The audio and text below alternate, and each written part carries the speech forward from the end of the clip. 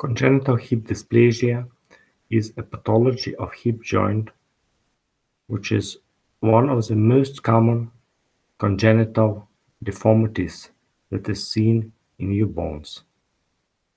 The incidence of congenital hip dysplasia is 16 to 25 per 1,000 live births. There are some anatomical predispositions, and one of these is the angle between the shaft of the femur and femoral neck. Normally this angle is 126 to 135 degrees, but in pathological joint it can be changed. So if it is less than normal, we have coxa-vara deformity. If we have the angle which is more than 135 degrees, we have coxa-valga deformity. These two types of deformities are predisposing factors for development of hip dislocation. Another anatomical changes that occurs for congenital hip dysplasia is excessive anteversion. So the normal angle of anteversion is from 10 to 15 degrees in the hip joint. If it is more than 30, congenital hip dislocation can be developed. Another sign that is found in congenital hip dysplasia is a pathology of acetabulum. So normally we have the angle of acetabulum, so-called acetabular index, which is 30 degrees in newborn child and less than 20 degrees in child older than 1 year. Also, the acetabulum is more shallow. It is a predisposing factors that cause dislocation of the femoral head out of the acetabulum. So actually it slips more proximally and the hip joint is not developing properly. So how to make the clinical diagnostics for this pathology? So first of all, we should perform physical examination of a child in a supine position, and we can check and see the presence of additional skin folds on the affected side. Next scene, we should check the length of extremities and find the shortening of the limb. It is easily checked when both hips and knee joints are flexed, and we can see that on the affected side, the knee joint level is lower than on the normal side. Next thing that we should check on our physical examination, that's the range of motion. So for hip joint, which is dysplastic, we can find a restriction of abduction in the hip joint. So if it is less than 70, 75 degrees, there's a dysplasia in hip joint. We also can check so-called Ortolani sign. We perform Ortolani maneuver, trying to abduct hip joints that are flexed at 90 degrees. Doing this, we can have a clunk. That means that a head of the femur is dislocated from the hip joint when both hips are adducted, and it is reduced to the hip joint when hip joints are abducted. Another clinical sign that can be checked is a Berlow test. We are pushing adducted femur, and we can feel that the femoral head is dislocated to the posterior side. If the child is older A positive sign is so-called Trendelenburg sign, when the child is trying to stand on the affected side, he can't do it actually, and on the affected side, we have a lower tonus of buttocks muscle. Next stage that we should do, we should perform diagnostics by means of X-rays and ultrasound. So nowadays, we use ultrasound more and more, but still the X-ray diagnostics is very helpful.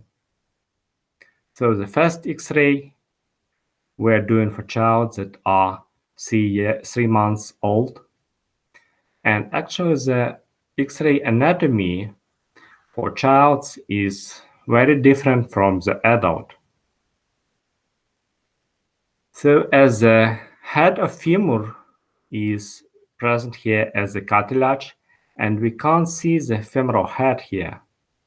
So actually we can't see whether the femoral head is inside the joint or outside of the joint.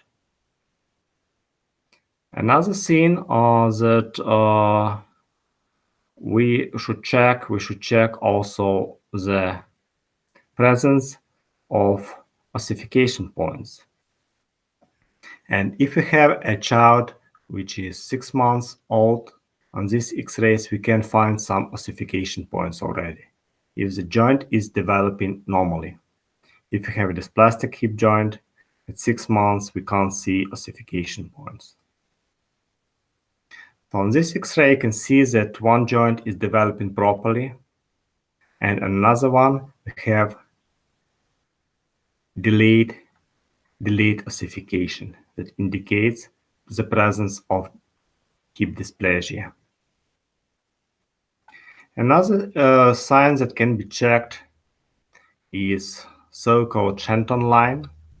So actually this line goes normally for normal hip joint on the inner surface of the femur and goes to the inner surface of the pubic bone, and it is not interrupted. For joint which has dysplasia, we have interruption of Shenton's line. So the line that goes on the inner surface of femur is interrupted is the line which goes to on the inner surface of the pubic bone. And that is another radiological sign.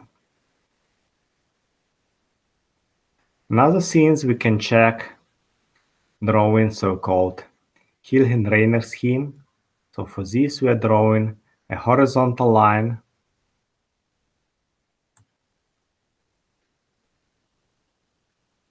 and then we're drawing lines that are attaching to the acetabulum, and we can measure so-called acetabular index.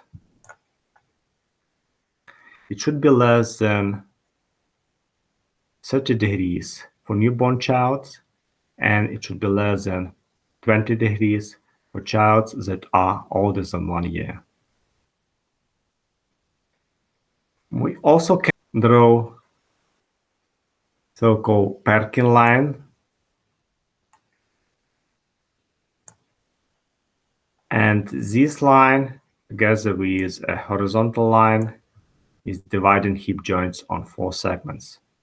For normal hip joint, we should have the ossification point in the middle lower segment.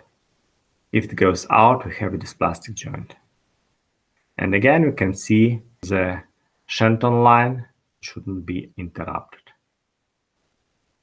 So these are additional lines can help us to check the position of the femoral head, which is not visible on X-rays. So these X-ray signs form so-called Putty triad are 3 radiological signs: late ossification points, proximal position, lateral position of femur, and increased acetabulum angle, so-called acetabular index.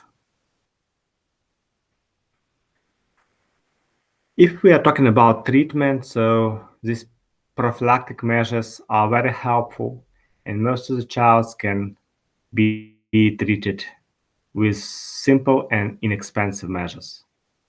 But we should start this treatment as soon as possible. So from the first weeks, we can apply public harness, we can apply a phrase pillow. Idea of this treatment is to put both hip joints in abduction position. That means that in this position, the femoral head is reduced in the hip joint.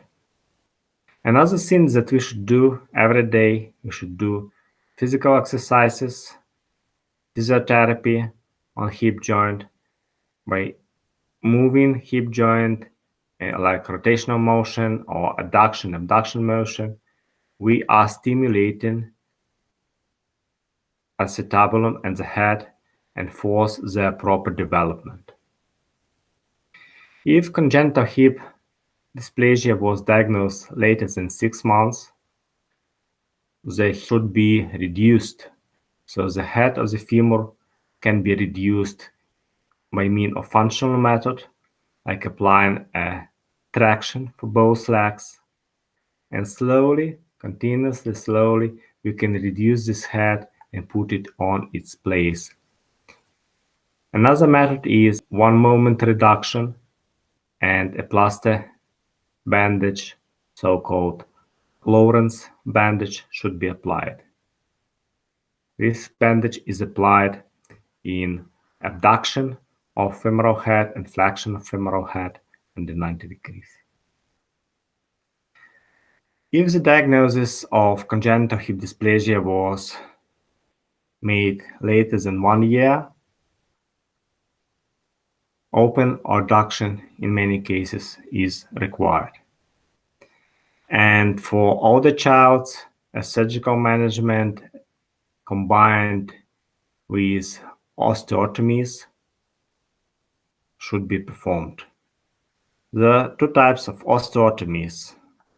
One of these is osteotomy of femur, when we can correct the rotational component of femoral neck, and we can correct valgus or varus deformity by cutting a triangular shaped bone fragment and fixing it in correct position. Another group of osteotomies is so-called pelvic osteotomies, and the most famous of them are so-called Salter osteotomy and Chiari osteotomy, that actually are forming the acetabulum cavity for hip joint and preventing further dislocation.